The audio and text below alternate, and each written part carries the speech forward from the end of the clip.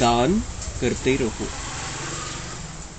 प्रश्न, अपने आप को अपार खुशी में रखने का पुरुषार्थ क्या है?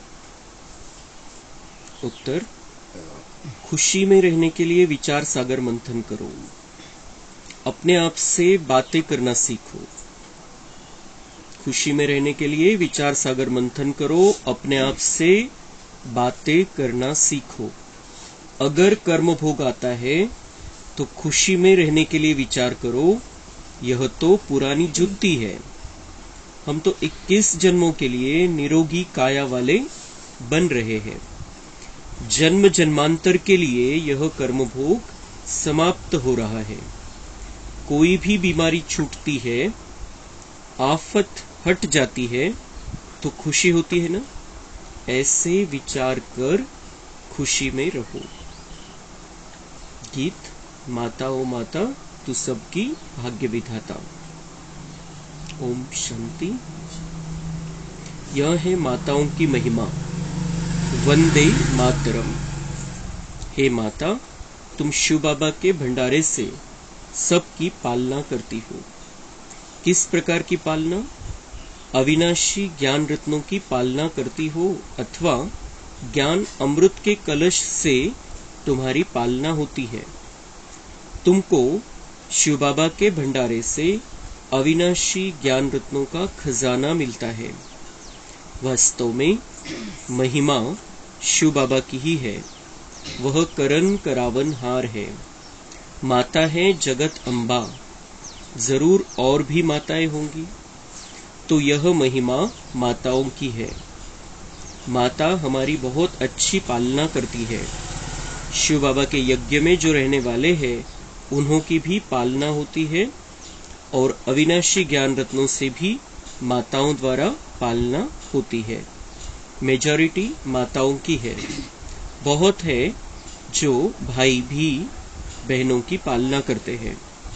दोनों एक दो से ज्ञान रत्नों की लेन देन करते एक दो की पालना करते हैं। अविनाशी ज्ञान रत्नों का खजाना देते हैं। तुम हो बहन भाई, ब्रह्मा कुमार कुमारियां। आदि सनातन पहले पहले ब्राह्मण हो जाते हैं। वास्तव में आदि सनातन देवी देवता धर्म कहना यह रॉन्ग है। वह तो है सतयुग का धर्म। यह आदि सनातन ब्राह्मणों का धर्म जो है वह प्रायः लोप हो गया है। देवता धर्म से पहले यह ब्राह्मण धर्म है, जिसको चोटी कहते हैं। इनको कहा जाएगा संगम युगी आदि सनातन ब्राह्मण धर्म। कितना अच्छा राज है समझाने का। तो बाबा म्हणता है माता निमित्त आहे, मातांनी पालना करायची आहे। मम्मांच्या द्वारे बाबांनी सर्वांची पालना केली। मम्मा निमित्त बनल्या।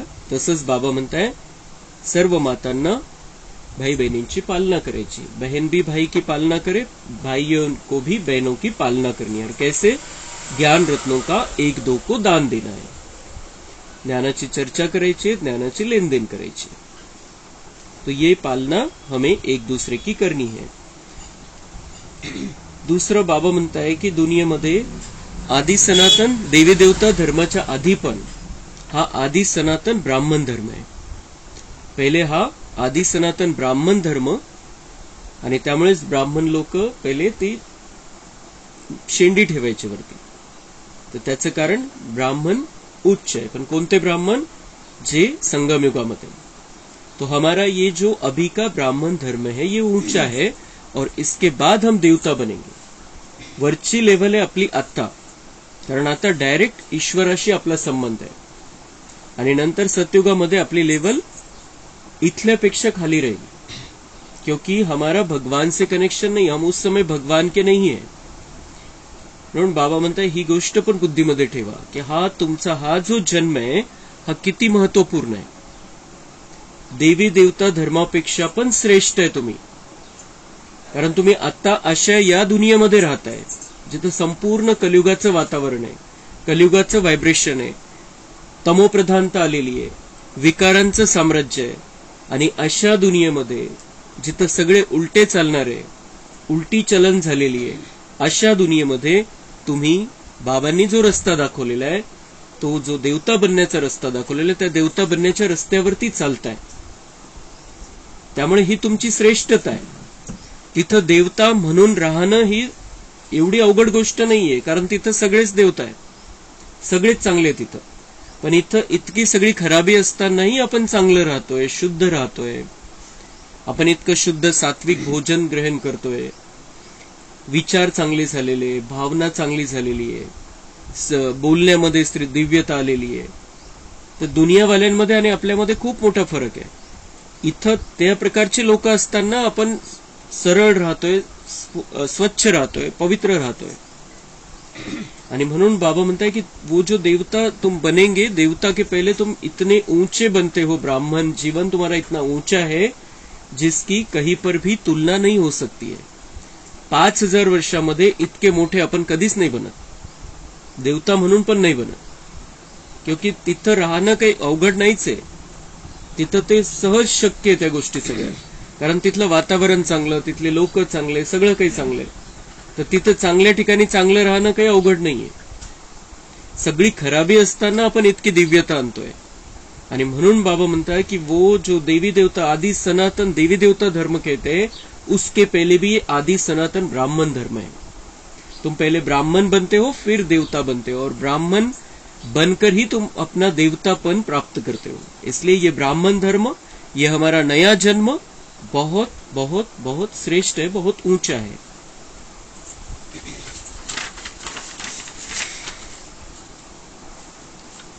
बाबा कहते हैं भल कर्म करो, फिर जितना समय मिले उसमें बाबा को याद करो. हम ढिंडोरा पीटते हैं, यह सबका अंतिम जन्म है. पुनर्जन्म मृत्युलोक में फिर नहीं लेंगे. तुम भी जानते हो मृत्युलोक अभी खत्म होना है. पहले निर्वाण धाम स्वीट होम जाना है. ऐसे ऐसे अपने साथ बातें करते रहना चाहिए. इसको विचार सागर मंथन कहा जाता है. बाबा म्हणता है कि भले अपना काम करो, लेकिन जितना समय मिले उसमें स्पेशल बाबा को याद करो. ये सबका अंतिम जन्म आहे. आता आपल्याला इथं या अशा दुनियेमध्ये पुन्हा जन्म नाही घ्यायचा आहे. आपल्याला आता नव्या सुंदर दुनियेमध्ये जन्म घ्यायचा आहे. तो मृत्युलोक अभी खत्म होना है, ये दुनिया खत्म होनी है. हम ये शरीर छोड़कर जाएंगे, हमें सतयुग में आना है, पक्का करायचं आहे आपण. पहले उसके पहले हमें निर्वाण धाम, अपने स्वीट होम में जाना है. परमधामचे गेट आता लवकरच उघडणार आहे. आपण तिथं जायचंय आणि तिथून आपल्याला नव्या दुनियेमध्ये यायचंय. इथं जन्म नाही घ्यायचा आपल्याला.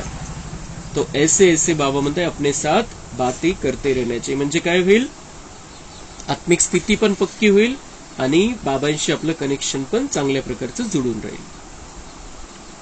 अशा प्रकारे बाबा म्हणताय विचार सागर मंथन करत रहा. बाप कहते हैं तुम कर्मयोगी हो, क्या तुमको कछुए जैसा भी अकल नहीं है? वह भी शरीर निर्वाह अर्थ घास आदि खाकर कर्मेंद्रियों को समेट शांत में बैठ जाते हैं. तुम बच्चों को तो बाप की याद में रहना है, स्वदर्शन चक्र फिराना है, अपने को मास्टर बीज रूप समझना है. बीज में झाड़ का सारा ज्ञान है. इनकी उत्पत्ति कैसे होती है, पालना कैसे होती है, ड्रामा का 84 का चक्र कैसे फिरता है. बाबा म्हणतात सगळ्या प्रकारचं ज्ञान तुमच्याकडे आहे. कशा प्रकारे या झाडाची उत्पत्ती होते, संगम युगामध्ये पुन्हा या झाडाची निर्मिती कशी होते, बाबा बीज रूप कसा आहे, हा ड्रामाचा चक्र कसा चालतो, 84 जन्म आपण कसे घेतो. बाबा म्हणते ये सब बातें तुम्हें पता है, तुम स्वदर्शन चक्र घुमाते रहो. हे स्वदर्शन बुद्धीमध्ये चालूच असलं पाहिजे. दुसरी गोष्ट बाबा म्हणताय की इतकी महत्वाची गोष्ट ही आहे विस्ताराला समेटण्याची शक्ती, विस्ताराला सारमध्ये आणण्याची शक्ती. बाबा म्हणताय कासव बघा, कासवाकडून शिकायसारखं आहे. कासव जो असतो तो आपलं खाण्यापिण्यापुरतं तोंड बाहेर काढेल, हातपाय बाहेर काढेल आणि त्याचं काम झालं की पुन्हा तो तोंड पण मध्ये घेऊन टाकतो, हातपाय पण मध्ये घेऊन टाकतो आणि इतकं मजबूत बनून जातो की त्याच्यावरून ट्रक जरी गेली, हत्ती जरी गेला तरी काहीच होणार नाही त्याला. इतका तो मजबूत स्थितीमध्ये पोहोचतो जेव्हा तो समेटून घेतो आपल्या अंगांमध्ये. तर तसं बाबा म्हणताय की तुम्ही पण त्याच्याकडून शिका. तुम्हाला काय करायचंय, तुम्हाला तोंड मध्ये घ्यायचं नाही किंवा हातपाय मध्ये घ्यायचे नाहीये, तुम्हाला मन बुद्धीला समेटायचं. मन आणि बुद्धी जी इकडे तिकडे भरकटतीये, इतका मोठा विस्तार करून ठेवलेला आहे, इतके सगळ्या दुनियाभरच्या गोष्टीमध्ये जातीये किंवा आपले जे काही लौकिक गोष्टी आहेत त्याच्यामध्ये बुद्धी भरकटतीये, तिला सारमध्ये आणा.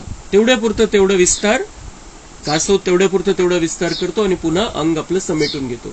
तसं मन बुद्धीचा, विचारांचा तेवढ्यापुरतं तेवढा विस्तार आणि लगेच समेटून घ्यायचंय, लगेच सारमध्ये यायचंय की मी कोण आहे, माझा कोण आहे आणि मला काय करायचंय. हे शरीर आणि शरीराच्या हिशोबाने जे कर्तव्य आहे त्या सगळ्या वरवरच्या गोष्टी.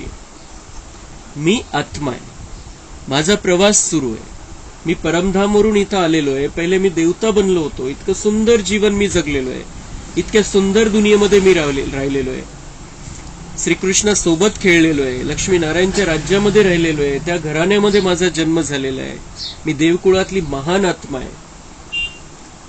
मग मी त्रेतामध्ये पोहोचलो, द्वापरमध्ये मग मंदिरामध्ये माझी पूजा स्टार्ट झाली, मी पूजा करून सुरुवात केली मी भक्ती मार्गाची.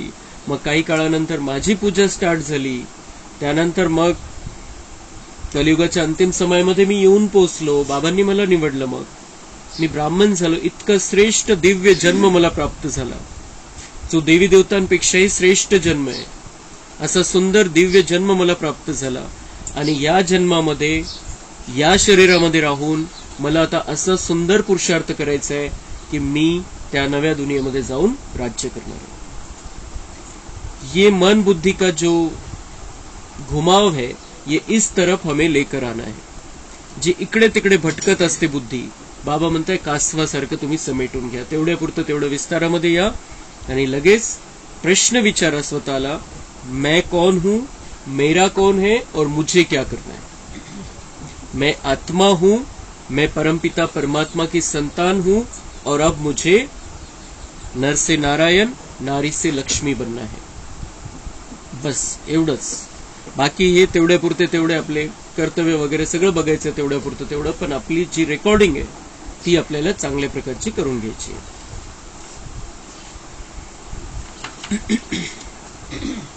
तुम जानते हो अब हम शिव बाबा के बने हैं. शिव बाबा को जरूर याद करना है.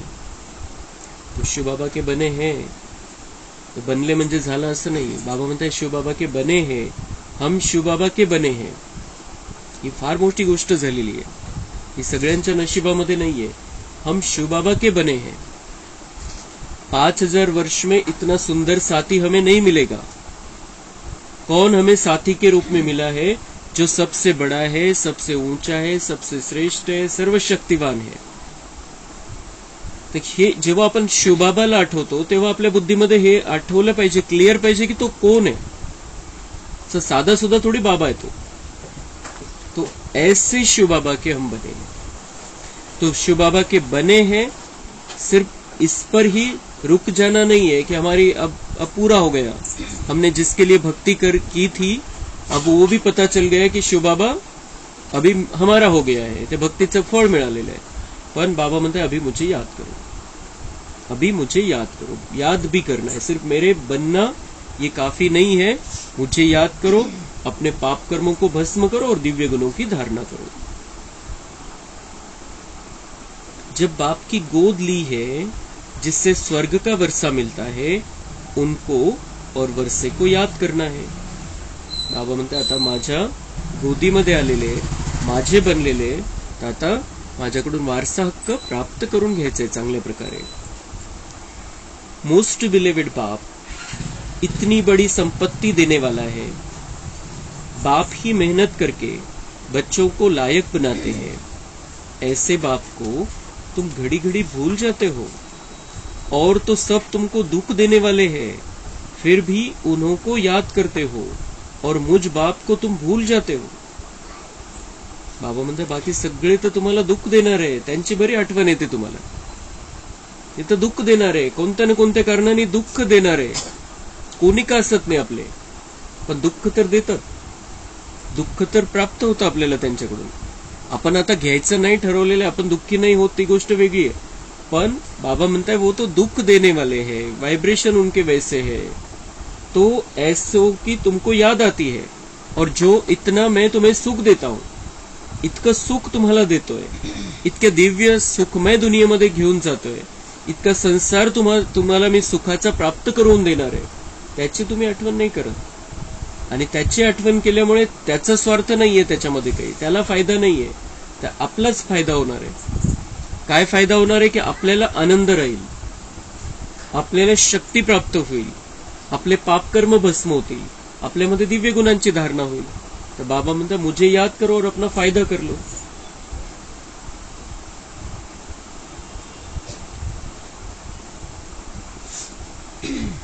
रहो भल अपने घर में, परंतु बाबा को याद करो, इसमें मेहनत चाहिए, तब ही पाप विनाश होंगे. यह तो सारा कब्रिस्तान बनना है. बच्चे मेरे बने हो या विश्व के मालिक बने, तुम जानते हो बाबा के बने हैं, फिर स्वर्ग के मालिक हम अवश्य बनेंगे. हम बाबा के बने हैं तो ये गारंटेड है कि हम स्वर्ग के मालिक अवश्य बनेंगे. खुशी का पारा चढ़ना चाहिए. यह भी जानते हो यह पुराना शरीर है, कर्म भोग भोगना पड़ता है. बाबा मम्मा भी खुशी से कर्म भोग भोगते हैं. फिर भविष्य 21 जन्म का सुख कितना भारी है. यह तो पुरानी जुत्ती है, अभी कर्म भोग भोगते रहेंगे, फिर 21 जन्म के लिए इनसे छूट जाएंगे. कोई बीमारी छूटती जाती है तो खुशी होती है ना. कोई आफत आती फिर हट जाती है तो खुशी होती है ना. तुम भी जानते हो अब जन्म जन्मांतर की आफतें आ रही है. अभी हम बाबा पास जाते हैं. यह है विचार सागर मंथन कर पॉइंट्स निकालना. बाबा राय तो बतलाते हैं, ऐसे ऐसे अपने से बातें करो.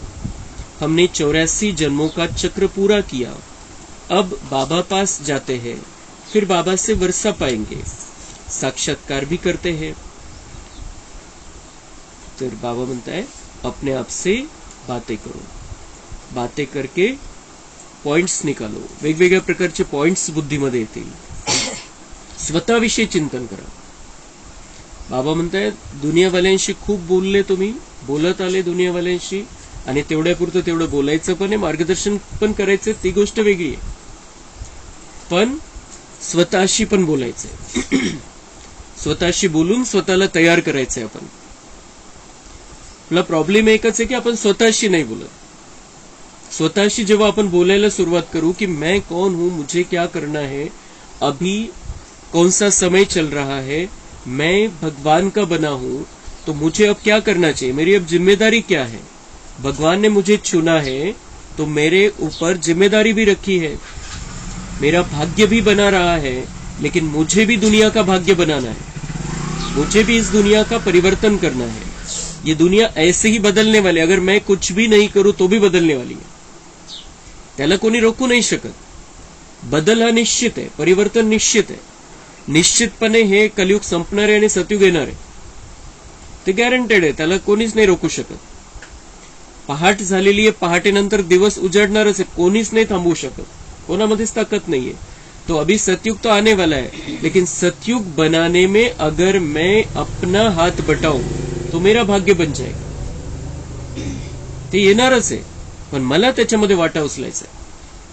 आणि असं नाही की रोखून धरलेले बाबांनी रस्ते. बाबा म्हणतात की तुम्ही कोणत्याही प्रकारे मला मदत करू शकता, ज्या प्रकारे तुम्हाला शक्य आहे त्या प्रकारे तुम्ही मला मदत करा, पण तुम्ही तुमचा वाटा तर उचला ही नवी दुनिया बनवण्यामध्ये.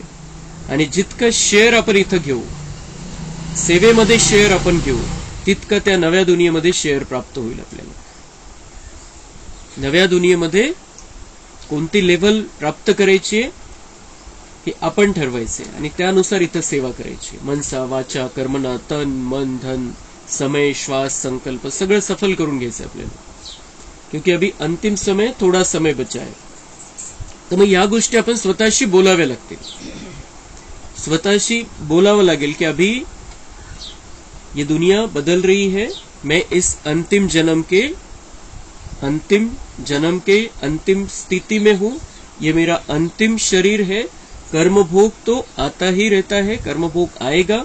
मम्मा बाबांना पण चुकलेला नाहीये कर्मभोग, पण त्यांनी त्यावेळेला आपली स्थिती खूप चांगली ठेवली.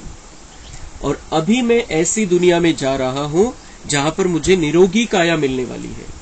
कोई प्रकार की बीमारी नहीं होगी, कोई प्रकार की तकलीफ नहीं होगी. तो अब मैं जिस दुनिया में जा रहा हूं वो नजारे मुझे देखने हैं. बाबा वो नजारे दिखाता है. बाबा आपल्याला समजून सांगतो ती दुनिया कशी यायची आहे, त्याच्याविषयीची स्पष्टता आहे सगळ्या प्रकारची. आणि ते आपल्याला बाबांनी साक्षात्कार नाही करवले, पण पहिलेवाले जे जितके पक्के इतके दिवस टिकून राहिले 80 वर्ष, तर त्याच्या मागचं रहस्य हेच होतं की बाबांनी त्यांना दाखवून दिलेलं की ऐसी दुनिया आ रही है. नाहीतर टिकणंच शक्य नव्हतं 80 वर्ष या ज्ञानामध्ये. तो बाबा हमारे लिए इतनी सुंदर दुनिया ला रहा है, तो हमें उसका विचार करके खुश हो जाना है. तो आनंद आपल्या जीवनामध्ये कायम जर आपल्याला ठेवायचा आहे, तर या ज्ञानावरती आपल्याला विचार करायचा आहे, स्वतःशी बातचीत करायची आहे. तुम जान गए हो जगदम्बा किसको कहा जाता है. वास्तव में माता पिता कौन है? वह तो निराकार बुद्धि में है. पिता है गॉड फादर, ठीक है, वह निराकार है. माता तो निराकार हो न सके. फादर निराकारी है, जरूर वर्षा देंगे. तो यहां आना पड़े ना, जो अपना परिचय दे. तो बाबा म्हणता है कि जगदम्बा किसको कहा जाता है, हमको मालूम है. मम्मांचा तो पार्ट आहे संगमयुगामधला. तीच लक्ष्मी बनते, तिचाच पार्ट आहे सरस्वती म्हणून, ती आपले यादगार आहे. तो निराकार बुद्धि में. पिता तो गॉडफादर, ठीक है, वह निराकार है. पिता परमपिता परमात्मा, त्याला परमपिता दुनियावाल्यांनी म्हटलं, पण तो आपला पिता आहे आणि निराकार आहे, हे आपल्याला आता क्लिअर झालेलं आहे. तो खरोखर आपला पिता आहे आणि तो निराकार आहे, तो शरीरवाला नाहीये. माता तो निराकार हो न सके. तो एकच आहे पिता जो निराकार आहे, आणि माता जर कोणी आहे ती शरीरवाली आहे. बाबा म्हणतात माता तो निराकार हो न सके, आमची जोडी नाहीये. माता तो निराकार हो न सके, मैं निराकार एक अकेला हूं, और इसलिए मैं परम पिता हूं. माता तो निराकार हो न सके, फादर निराकारी है, जरूर वर्षा देंगे. हमारा पिता जो है निराकारी है, और वो हमें वर्षा देता है जो बेहद का होता है, जन्म जन्मांतराचा. शरीराचे पिता एका जन्मासाठी वर्षा देऊ शकतात, त्या जन्मासाठी. तो वो निराकार है, तो हमें वर्षा देता है जन्म जन्मांतर का. तो यहां आना पडे ना, जो अपना परिचय दे. मग मला बाबा म्हणताय की मला इथं यावं लागेल, मी तसं तर निराकार आहे, मी गुप्त आहे, तुमचं शरीराद्वारे मी इथं आलेलो नाहीये, किंवा तुमचा माझ्याद्वारे शरीराद्वारे जन्म नाही झालेला आहे, मी निराकार आहे. मग मला तुम्हाला माझा परिचय देण्यासाठी खाली यावं लागतं. मी खाली येऊन तुम्हाला माझा परिचय देतो. तो इनको माता पिता बनना पड़े. तो इनको माता पिता बनना पड़े. किनको? एक तो बाबा भी माता पिता के रूप में हमारी पालना करता है, शिव बाबा खुद. मग दूसरं नातं आहे आपलं कि बाबा पिता है और ब्रह्मा बाबा हमारी माता है, क्योंकि उसके द्वारा बाबा हमें जन्म देता है. उसके मुख के द्वारा ज्ञान से हमारा जन्म होता है. आणि त्या अर्थाने मग शिवबाबा पिता, ब्रह्मा, माता, हे वेगवेगळ्या प्रकारचे नाते बाबा आपल्याला सांगत असतो, आणि त्याचा आपण आनंद घ्यायचा आहे कि बाबा हमारा कौन लगता है. तो यह बड़ी माता हो गई. दादा है निराकार. कितनी वंडरफुल बातें हैं. मग ये बड़ी माता हो गई, कौन सी? ब्रह्मा बाबा बड़ी माता हो गई.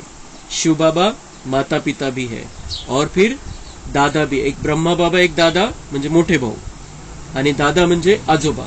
तो शिव बाबा दादा भी है हमारा, क्योंकि ब्रह्मा के हम बच्चे बने अभी संगम युग में, आणि ब्रह्माचे वडील शिव बाबा, आणि त्या अर्थाने ते आपले आजोबा झाले.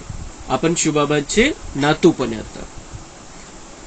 कितनी वंडरफुल बातें हैं. तो दादा है निराकार। कितनी वंडरफुल बातें हैं।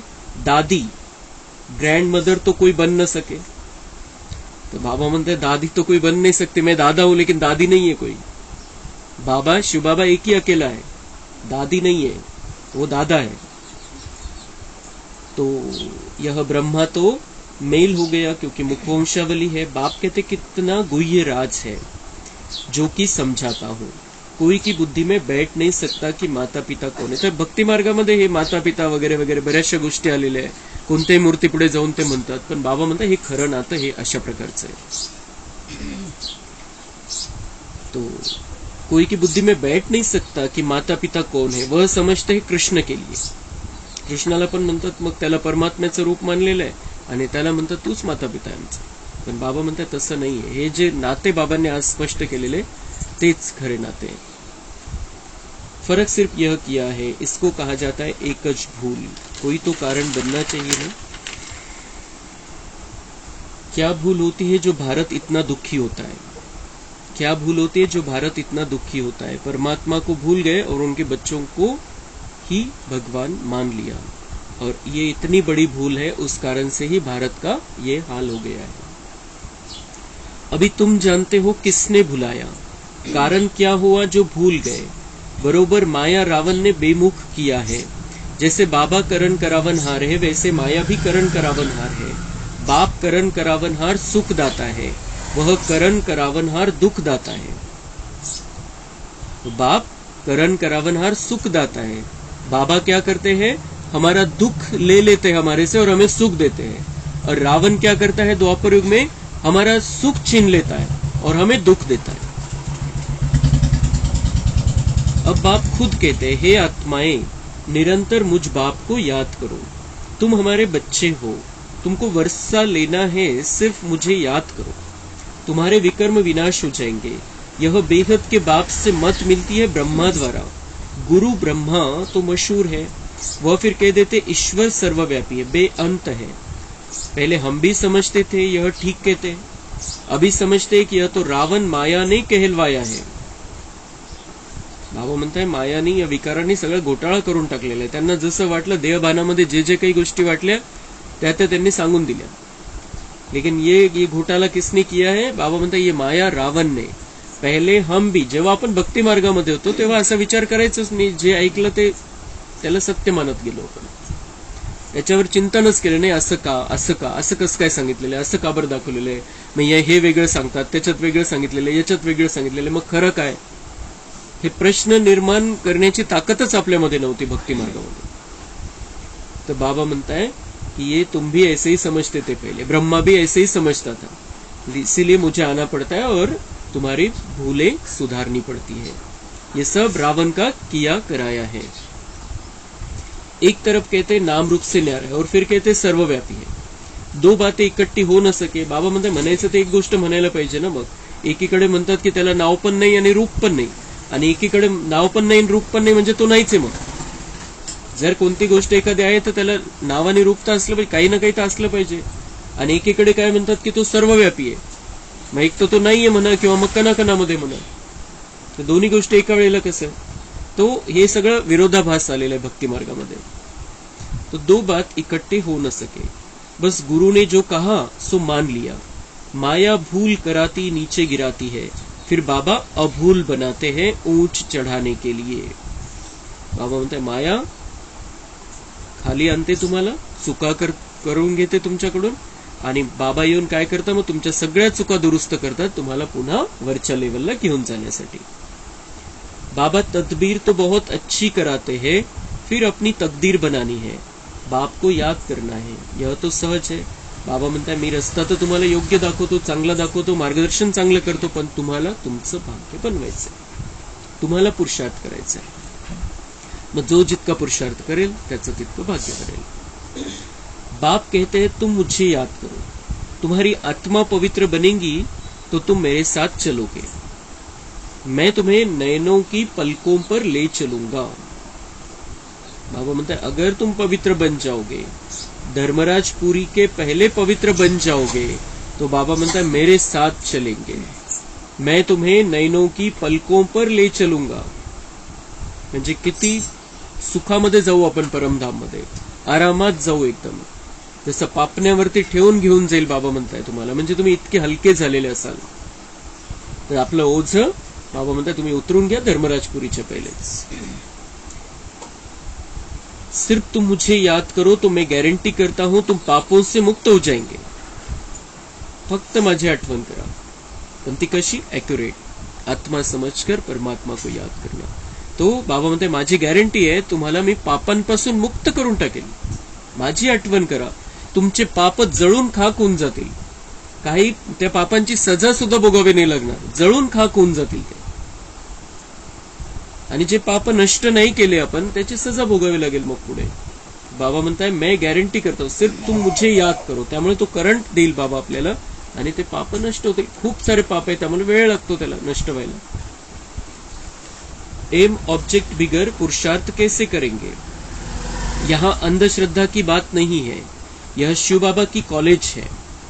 वह है स्वर्ग का रचयिता, अमर लोक के लिए पढ़ा रहे हैं. अब तो मृत्यु लोक है, मृत्यु लोक खत्म हो जाएगा फिर सतयुग जरूर आएगा. यह चक्र फिरता ही आता है. अच्छा मीठे मीठे सिक्की लधे बच्चों प्रति मात पिता बाप दादा का याद प्यार और गुड मॉर्निंग. रूहानी बाप की रूहानी बच्चों को नमस्ते. हम रूहानी बच्चों की रूहानी बाप दादा को याद प्यार, गुड मॉर्निंग, नमस्ते. वहाँ बाबा वहाँ, शुक्रिया बाबा शुक्रिया. धारणा के लिए मुख्य सार है. कच्छुए मिसल, सब कर्मेंद्रियों को समेट बाप और वर्षे को याद करना है. कर्मयोगी बनना है, अपने आप से बातें करनी है. आपस में ज्ञान रत्नों की लेन देन कर एक दो की पालना करनी है. सबसे रूहानी प्यार रखना है. सबसे रूहानी प्यार रखना है. मोह नष्ट करायचा आहे आणि आत्मिक प्रेम सगळ्यांविषयी ठेवायचं. वरदान. दिल के सच्चे संबंध द्वारा यथार्थ साधना करने वाले निरंतर योगी भव. साधना अर्थात शक्तिशाली याद. बाप के साथ दिल का सच्चा संबंध. जैसे योग में शरीर से एकाग्र होकर बैठते हो, ऐसे दिल मन बुद्धि सब एक बाप की तरफ, बाप के साथ साथ बैठ जाए. यही है यथार्थ साधना. शक्तिशाली याद, शक्तिशाली आठवण कशी करायची? जसं बाबा म्हणतात योग करताना, कसरत करताना, प्राणायाम करताना किंवा योगासन करताना जशी ती पोझिशन पाहिजे तसं शरीराला बसवता. सरळ बसवायचंय, कसं श्वास घ्यायचाय ते सगळं करता एकाग्रतेने. तर तसं बाबा म्हणतात इथं काय करायचंय, बाबांची आठवण करायची आहे. तर तुम्हाला तुमची कोणती स्थिती, कशी अवस्था पाहिजे? दिल मन बुद्धि सब एक बाप की तरफ, बाप के साथ बैठ जाना है. बुद्धीचं भरकटणं बंद करून एकदम शांत स्थितीमध्ये आपण स्वतःला आत्मा समजून परमात्म्याच्या आठवणीमध्ये बसायचं. त्याला स्वतःला ज्योतिबिंदू समजायचंय, त्याला ज्योतिबिंदू बघायचंय आणि ते क्लिअर त्याच्याकडून करंट घ्यायचंय चांगल्या प्रकारचं. तर ही आहे साधना, म्हणजे शक्तिशाली याद. त्याच्यामधून आपल्यामध्ये ज्याद्वारे आपल्यामध्ये शक्ती येईल आणि त्या करंटच्या द्वारे आपले पाप पण नष्ट होतील. अगर ऐसी साधना नहीं तो फिर आराधना चलती है. शब्दांचा जादूगर आहे बाबा. बाबा म्हणता ऐसी साधना नहीं तो फिर आराधना चलती है. ऐसी साधना तुम्ही नाही करणार तर आराधना चालेल. भक्तीमध्ये जशी आराधना चालते, बाबा ये कर दो, बाबा वो कर दो, बाबा ऐसा होना चाहिए, वैसा होना चाहिए, ये आराधना चलती है. मग अर्ज विनंत्या चालू होऊन जाते बाबांना. लेकिन अगर शक्तिशाली याद है तो जो भी होगा हम उसमें खुश रहेंगे, और जो हमारे लिए अच्छा है वो बाबा कर देगा, जो हमारे लिए जरूरी है वो बाबा करा देगा. तो बाबा म्हणते हैं अगर साधना नहीं है तो फिर आराधना चलती है. कभी याद करते, कभी फरियाद करते. कभी याद, कभी फरियाद. म्हणजे कधी कंप्लेंट, तक्रार, कधी बाबांची आठवण, असं चाललेलं आहे. वास्तव में याद में फरियाद की आवश्यकता नाही. जर बाबांशी आपण कनेक्ट झालो तर बाबांना आपलं मन कळून जातं. काही आवश्यकता नाही कोणत्याही प्रकारची तक्रार करण्याची. मन मोकळं करणं गोष्ट वेगळी आहे. पण बाबा असंच का झालं, बाबा तसंच का झालं, असं नाही व्हायला पाहिजे, तसं नाही व्हायला पाहिजे, हा जो तक्रारीचा सूर आहे तो आपल्या आठवणीमध्ये नसला पाहिजे. जिसका दिल से बाप के साथ संबंध है वह निरंतर योगी बन जाता है. जितकं जवळचा संबंध, जितका प्रेमाचं नातं आपण बाबांशी वाढवत जाऊ तितकं योग आपला कंटिन्यू राहील. बसल्यावर तर खूपच व्यवस्थित होईल, पण असा चलता फिरता उठता बसता पण बाबा आपल्या सोबत राहील. स्लोगन है, करावनहार बाप है, इस स्मृति से बेफिक्र बादशाह बन उड़ती कला का अनुभव करते चलो. करावनहार बाप है, इस स्मृति से बेफिक्र बादशाह बन उड़ती कला का अनुभव करते चलो. तो उड़ती कला का अनुभव करना है, इसका मतलब खुश रहना है हमें. और खुश रहने के लिए सबसे ज्यादा जरूरी है बेफिक्र बादशाह की स्थिती. कोणतीच फिकीर नाही, कोणतीच चिंता नाही, तर आपण खुश राहू शकतो. आपल्याला खुश राहण्याची प्रॅक्टिस करायची. इथं जर आपण या महिन्यामध्ये खुश राहून दाखवलं एप्रिल 2023, तर आपल्याला विनाश काळामध्ये कोणी नाराज नाही करू शकणार, कोणी दुःखी नाही करू शकणार. आपण पक्क ठेवायचंय की मुझे अपने अंदर खुशी को स्थापन कर लेना है. मग त्या खुशीच्या ठिकाणी कधीच दुःख नाही आलं पाहिजे, कधीच नाराजगी नाही आली पाहिजे, कधीच टेन्शन नाही आलं पाहिजे. तर त्यासाठी बाबांनी खुशीचे पॉइंट सांगितलेले आज आपल्याला की विचार सागर मंथन करो, चिंतन करो, अपने आप से बातें करो, अपने आप को समझाओ, तो तुम खुश रहेंगे. आणि दुसरी गोष्ट स्लोगन मध्ये बाबा म्हणताय की उडती कला का अनुभव करते चलो, म्हणजे बिलकुल आनंदमय स्थिती ठेवा.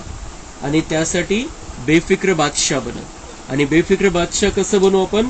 करावनहार बाप है, मैं निमित्त हूं, बाबा करा रहा है. घरातलं असो, शेतातलं असो, किंवा धंद्यातलं असो, किंवा कोणतेही असो, करावनहार बाप है, काम उसका है, वो करा रहा है. जे होईल फायदा होईल त्याचा, नुकसान होईल त्याचा, मेरा कुछ भी नाही. तर आपण आनंदी राहू. नाही तर दुःख देणाऱ्या तर मिनिटाला गोष्टी येतील. तो करावनहार बाप है, इस स्मृति से बेफिक्र बादशाह बनकर हमें खुशी में उड़ते रहना है. बाबा पर हमें अपना सारी जिम्मेदारी का टेंशन सौंप देना है. अच्छा, ओम शांति. कम बोलो, धीरे बोलो.